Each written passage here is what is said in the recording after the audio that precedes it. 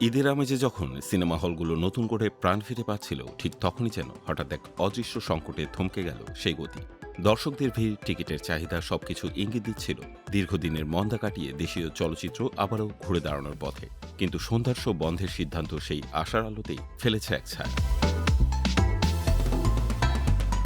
রাজধানীর জনপ্রিয় মাল্টিপ্লেক্সগুলো star cineplex, blockbuster cinemas ও lion cinemas একযোগে সন্ধ্যা ৬টার পর শো বন্ধ রাখার ঘোষণা দিয়ে বাস্তবতা এখন অনেকটাই বদলে গেছে।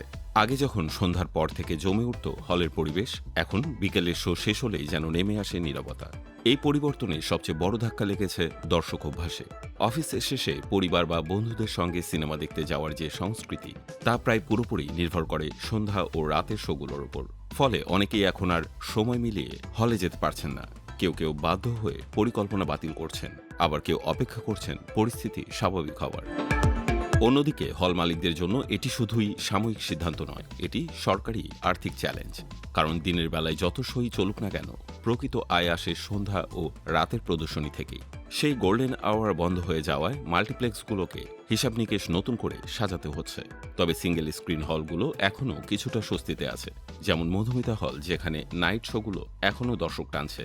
এই হলগুলো যেহেতু শপিং মলের বাইরে, তাই সরাসরি কোনো নিষেধাজ্ঞার আওতায় পড়েনি। ফলে তারা পরিস্থিতি বুঝে ধীরে সিদ্ধান্ত নিতে পারছে।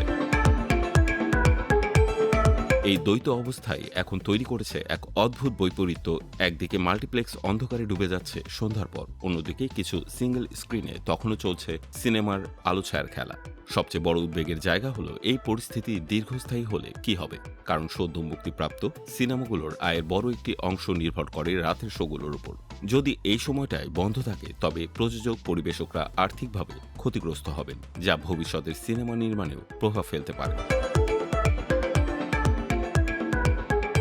প্রশ্ন এখন একটাই, এই পরিস্থিতি কতদিন চলবে? যদি দীর্ঘস্থায়ী হয়, তবে সদ্য ঘুরে দাঁড়াতে শুরু করা দেশীয় সিনেমা ইন্ডাস্ট্রির উপর এর প্রভাব পড়তে পারে বড় ধরনের। কারণ সিনেমার আসল প্রান্ত সেই দর্শকই, যারা সন্ধ্যার পর ব্যস্ততা শেষে হলে এসে গল্পের ভেতরে ডুবে যেতে চান।